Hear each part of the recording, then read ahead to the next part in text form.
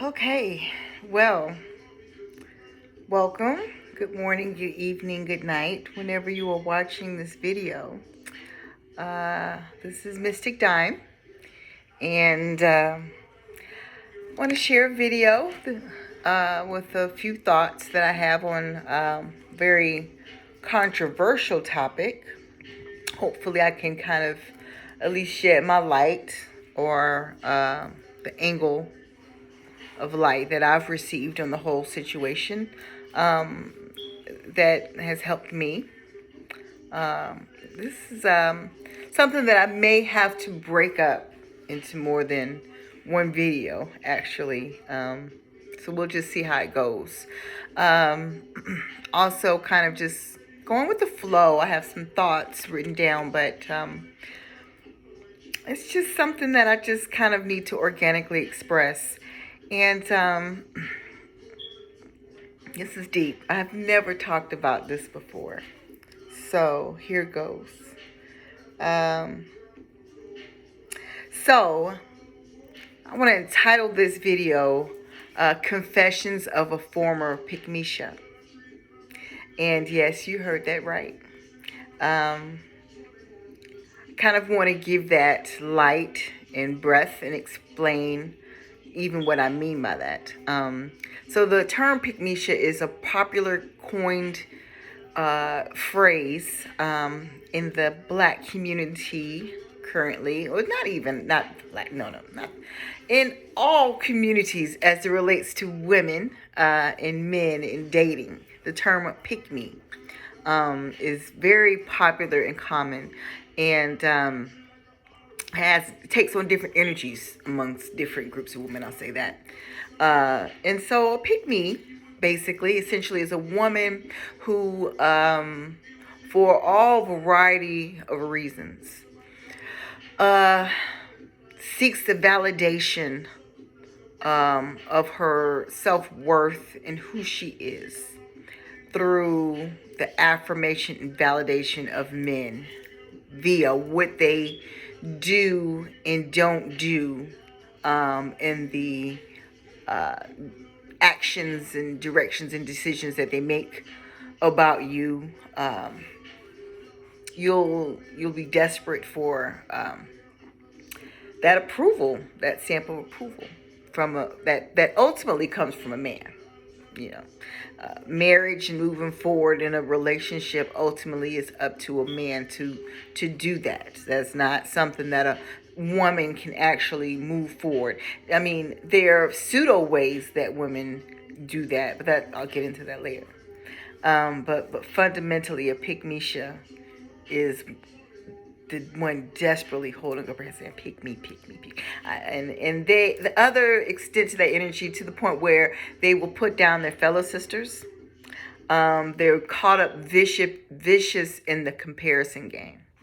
That is often perpetuated, distorted, and tilted by toxic men that seek to hurt and inflict harm on women for a variety of reasons. But that's another topic for another time.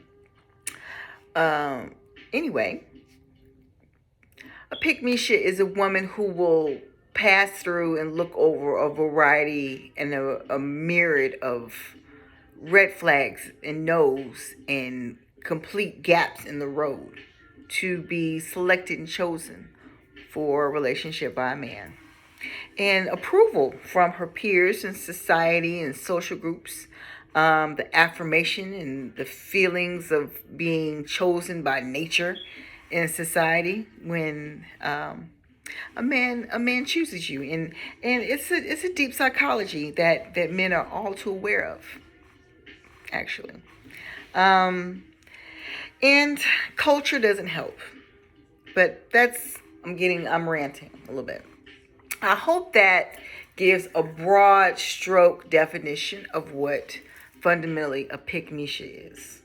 But really, you can tell by the energy of how they ooze the desperation of being liked and chosen, selected, and favored above all others for her beauty, her sexuality, her difference, and to the point where she'll also put down other women. And also, another thing about Pickmeshas too that I want to highlight, that while I don't think I necessarily struggle with, I've stood outside of myself to see an awareness of it. Oftentimes, Pickmeshas are what we call male identified. See, I'm just learning all kind of terms.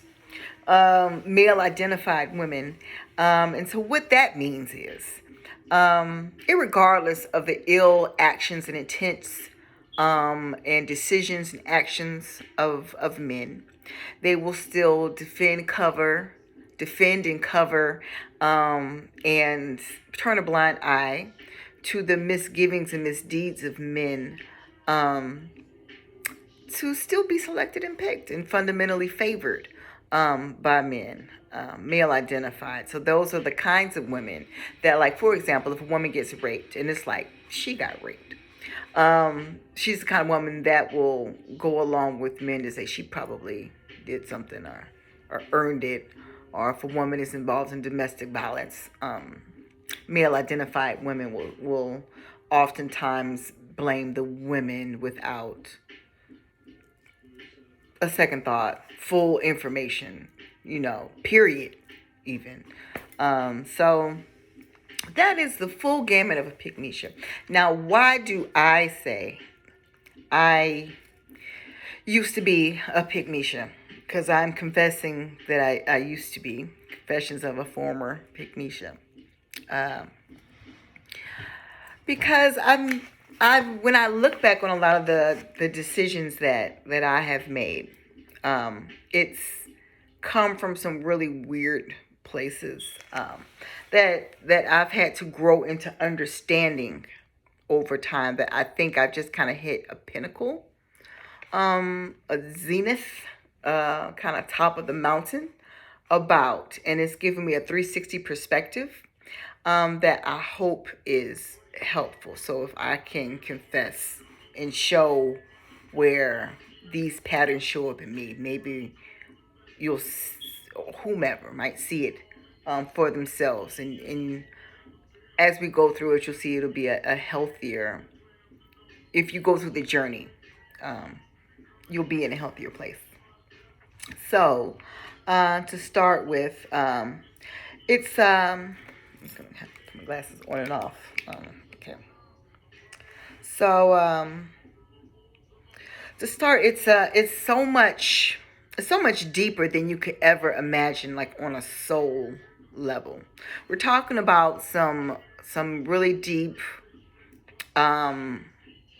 spiritual concepts that go back to basically the dawn of time, in terms of the creation of man and woman, and what that union was meant to be and what that was supposed to look like. So where that has devolved to today, really is deep. So it has some very heavy spiritual implications. So again, like I said, it's based on an honest reflection of my past actions, thought patterns, and beliefs. One of those is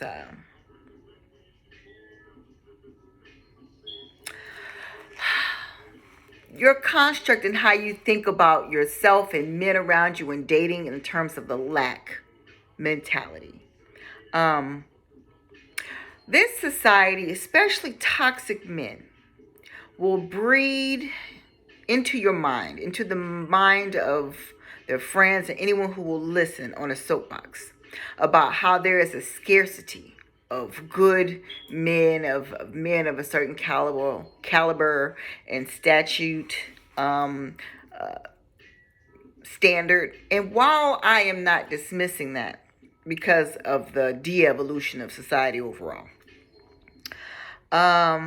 this is a big world, and you shouldn't forget that. And you also shouldn't forget the power that you have to write your own narrative. But as a Pickmesha, you don't see any of that. You buy into that narrative because it's drilled into you from society, and it doesn't help that you're constantly hearing it from men that use it as a way to kind of make you feel uh, not obligated, but certainly kind of trapped to the point where you don't think you have options. And that's really what the program is designed to do. So that's a big one, that lack mentality, because it results in panic and fear. You stay in these weird dynamic, effed up, situationships, relationships, marriages, with men that are driving you like a horse based off of your fear that you'll be alone. And there's nobody else out there for you because there's a lack, there's a scarcity. But fundamentally, if you focus and hone in on, how can I explain? If you can focus and hone in on being your fullest expression of yourself and your feminine self, you'll find that narrative doesn't weigh as heavy on your heart, and the fear and the panic kind of will subside ultimately because it didn't have a choice. So that's something that a Pickmesha wouldn't even kind of think about. Let's sip up my cocktail. It's Friday. Okay. Second one. That's a really big one for a Pickmesha that I confess about.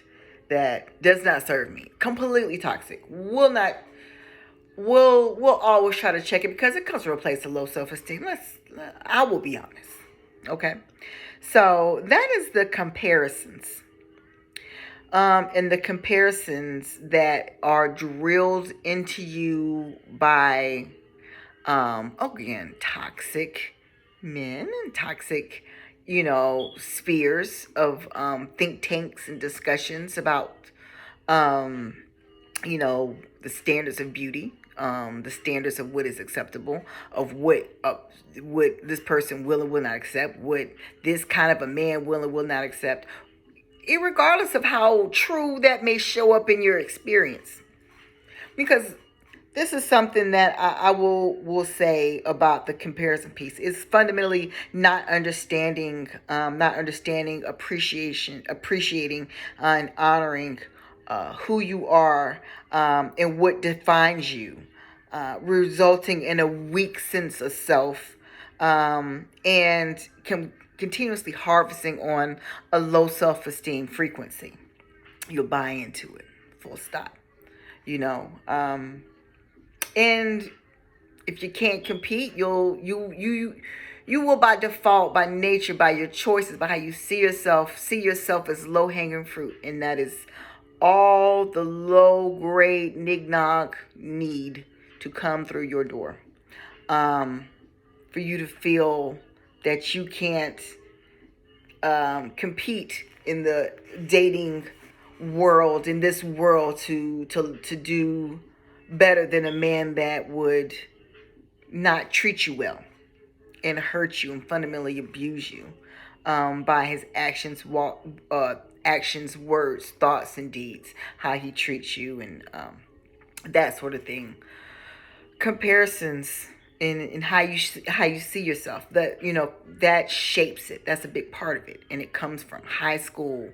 It comes from social media. It comes from the music. It comes from the videos. It comes from all of that, and it's really hard to hone into your star player and remember what your feminine essence is about, and what your beauty is about, and what your story is, and who you are can be completely shattered and tainted and destroyed if you buy into that. And a Pickmesha will do it hand over fist, hand over fist every time. Will buy into that, and it creates a weak seat, a weak place. You feel like you have to compete with all these women. And the sad, weird thing about it, and how a Pickmesha has to grow and evolve on that, is this is a big world. There is more than your city, your state, your region, your country. This, you know, you have to begin to expand your perspective. And that clearly is signals the beginning of the end. But you have to hone in and raise the vibration of who you are, where you are. That's I think that's important. Um, so raising your vibration of who you are, where you are, is repellent, and is a switch of that Pickmesha energy, you know, because you pick you fundamentally. And that's what it's about, also. Um, so the next thing I would bring up, I would confess as a former Pickmesha, you are desperately seeking the affirmation of worth, by proximity of being chosen, by the man in your life, resulting in disaster. Fundamentally, if it's degraded or destroyed, you know, he gives it and he takes it away. And if your worth is determined by proximity of his choices, that's a disaster. That creates a weak sense of self if you buy into that fundamentally.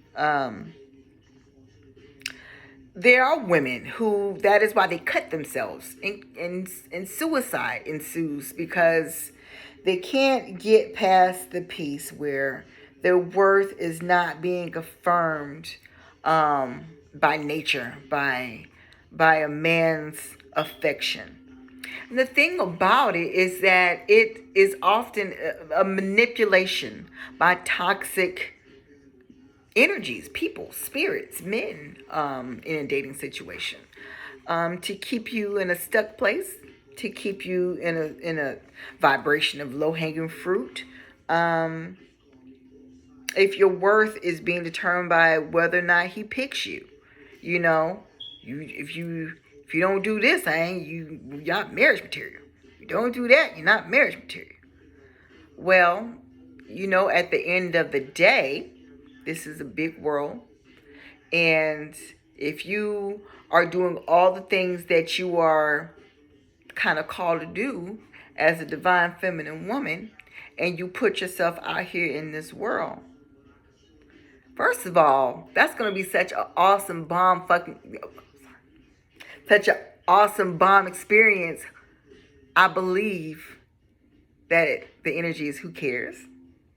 And then not only that, this big world, we'll see. You'll see that that isn't as true as you think. I live in America. America's going through some things right now. So you can't, because of that, you can't go by that. So you have to kind of expand your perspective, truly. So the next thing that I would say as a confession, 18 minutes, okay.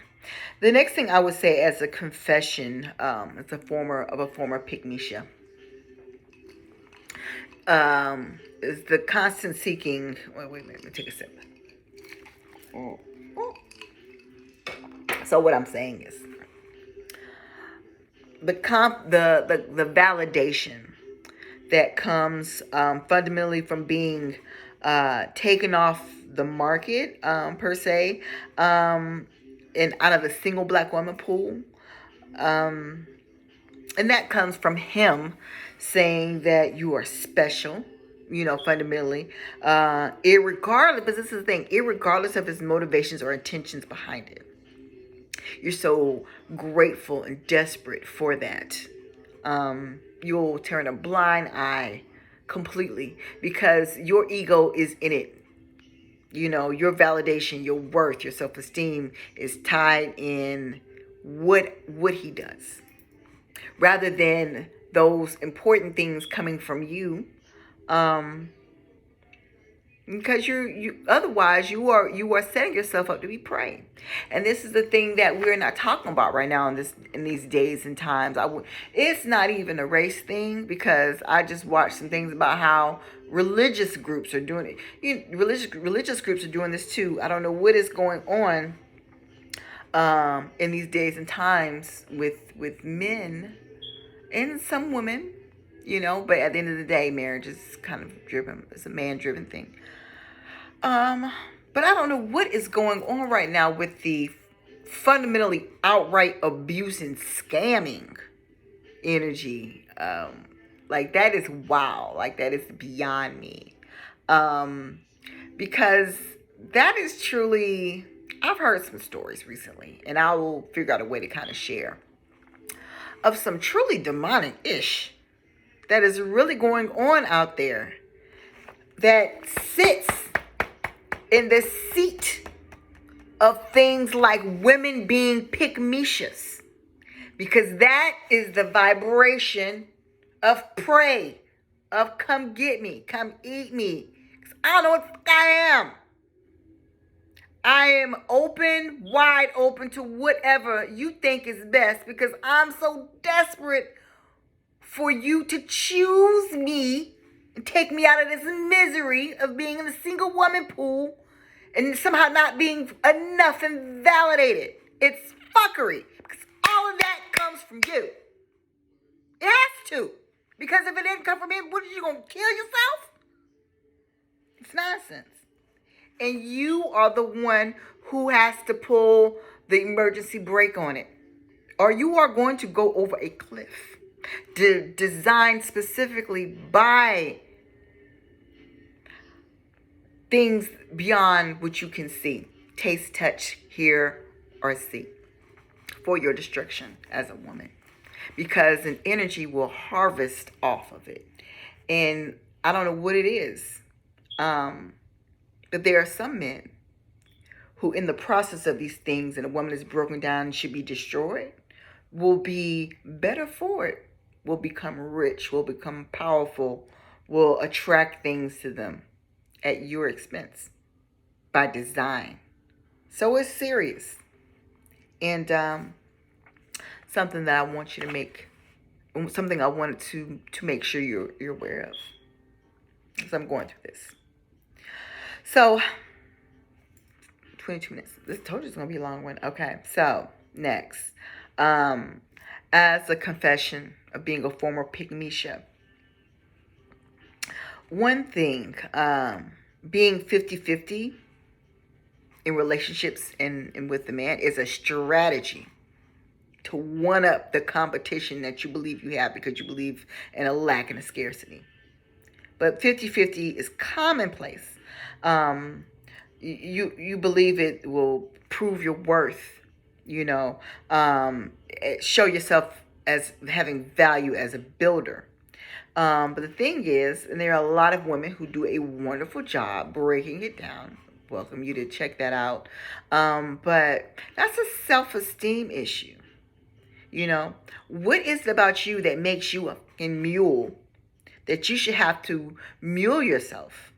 In these modern times that we live in, let's be clear, it's not like we are on farm. Like, don't get me wrong, I love farming. I believe in hard work. But what I'm saying is, what is it about a woman in a relationship that she should have to work as a mule to do everything? Because you are with a man who purposely selected you because he knew you would be and remain in such an energy for the sake of having a fine man. But I'm just being honest. As a former, pick me, that's the energy. That's what's going on there. Let's see. So the next thing I'll talk about, as a former Pickmesha, a lot of times the loyalty that a Pickmesha will put out there towards a man, it's an investment that she hopes will have a return. But the thing about it is that oftentimes men that select women that are Pickmeshas are in a vibration where they tend to exploit and take advantage of that low place, because if it was a woman that first of all, he wouldn't. That's why he's with you. You know, if he was a man where he thought himself where he would want to be, would he pick you? You have to be honest about that, and it'll show. One of those ways of the show is by 50-50. So, the loyalty piece and the investment piece will fundamentally be exploited. It's something that we call codependency. Let's see. The codependency thing. This kind of gets into the whole discussion about narcissism. Now, there's a variety, a library of resources and wealth of information about this topic. But this is the thing. This energy of the Pickmesha is a codependent energy that pulls in all kind of other low vibrational energy. So low self-esteem being one of the biggest ones. And it is a magnet for narcissistic energy to be exploited. A man will great. You are a purposeful pillow to build the grandiose sense of self, which isn't earned. That's the part. Isn't earned. It's just given for the sake of him being there. So, Pickmesha. That's the paradigm. So, this is another paradigm too about the Pickmesha that goes back to the roots, at least for me. And that is the good girl paradigm. Let's see. What I'm basically saying about the good girl paradigm, it's where you seek to do everything in your power to be favored, to be in right, kind of right standing with people, not with God, which is not why it's kind of a inverted paradigm, really. It's not based off any real sense of who you are that makes you happy. It's about being patted on the head as good girl. You've done what I want you to do. And while that works as a child, as you are being trained, it doesn't work for grown women. And that's a dynamic that also leaves you open for the exploits of narcissism and narcissistic men. In abuse, fundamentally. Let's see. I have a lot more that I want to say about this whole situation being Pickmesha. I will say this one other thing, because I think I have to make a second video. I know I have to make a second video. I now understand when people make videos, they're like hours long and everything. But this one is a big one, which kind of gets to it. And I'm just going to go right straight to it as a confession, confession of a former Pickmesha. Because why I say former Pickmesha in the confession of this, because what happens is you just pull the brake and it's a willful act to not be on the vibration of that anymore. Irregardless of what that means for you in terms of dating and what you will or will not be with. Because there's so much more living you have to do to worry about that. A man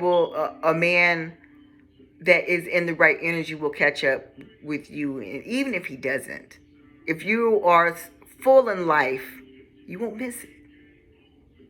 I don't believe you will anyway. So anyway, let me get back to one of the biggest points that I want to make about, like I said, confession of being a former Pickmesha. Pickmeshas, a woman being in a Pickmesha, a woman in a Pickmesha energy can be and can see herself as, low-hanging fruit. Let me be honest with you. And one of the biggest drivers of that is being overweight. And somehow by being overweight, that by default makes me low value. This is the thing about that, though. And this is why the brake handle is up. I cannot change how a man sees that. I cannot change fundamentally, therefore, how a man would see me. I can't change that. I can't control that. The only thing that matters, fine. The only thing that matters in that is, how do I see myself? What do I believe? In these modern times we're in, unfortunately, some men would say, but I have to claim my sovereignty, because otherwise I would kill myself in that energy, son. I would die. I would be depressed. I'll be broken. And the thing that gets me, I think a lot of men want it. They like it. They feed off of it. They enjoy it. Nonsense. So pull the brake. What you gonna do when she don't care? Now what? There's no power. I reclaim my sovereignty. I reclaim my time about it. So a man can think whatever he wants to think about me being overweight and my chances of this and that. All I know is I'm going to continue to be financially prosperous and abundant, swim in my mermaid tail, continue to learn and explore. Like, what I'm going to do, not be happy? The fuck? Nonsense. I will continue to be happy, irregardless of what you think or you don't think. You're free to think whatever you think. Oh, you do want to think or you don't want to think. Fine. The question is, what do I think? How am I going to move? And it's not going to be in response to the opinions of a toxic perspective. Because it's toxic because it's meant to, somehow force a conformity. And that's fine. If there are a lot of women out there that will participate in that, some people call it pendulum. There are a lot of women who will participate in that debate and will shuffle the chairs around on the deck of the cruise boat all day. I choose to go upstairs and play pinochle. I just choose fundamentally to do something else with my time. I reclaim it. And I would invite every woman out there who feels in a state of low-hanging fruit about that to do the same. And whatever changes that you decide to make for yourself in terms of your body, which is easy to change. You can't change ugly. You can't change soul energy. You can't unring bells of things you've done in the past. But weight loss, you can definitely. Come on. Though that's easy, but irregardless, whatever you choose to do in regards of that, you do it because you want to do it, because it is a goal that you have for you, because they're dresses that you want to wear, they're photo shoots you want to do, they're bathing suits that you want to, because they're pole tricks you want to, whatever it is, you do it for you. You're not doing it because you're hoping to get picked by men who, while in that energy, will be happy to string you along, probably not pick you anyway. Because let me tell you something, there are a lot of skinny chicks that are pick-me's as well. So I don't quite know how that works either. I think I'm going to have to do a part 2. Because, yeah, I'll do a part 2 on this. I have a few more points. But, yeah. That's all I'll say on the topic for now. I would appreciate your thoughts, your feedback on this topic and the things I've said. Like I said, this is my perspective in my experiences along the way. Um, yeah, it's it's about healing. It's about reclaiming your sovereignty and your authenticity. Um, and the thing is, that can be supported so beautifully by a man, by relationships. But I don't know why right now it's just not. Um, so thank you for your time and your attention, and I'll see you in my next video.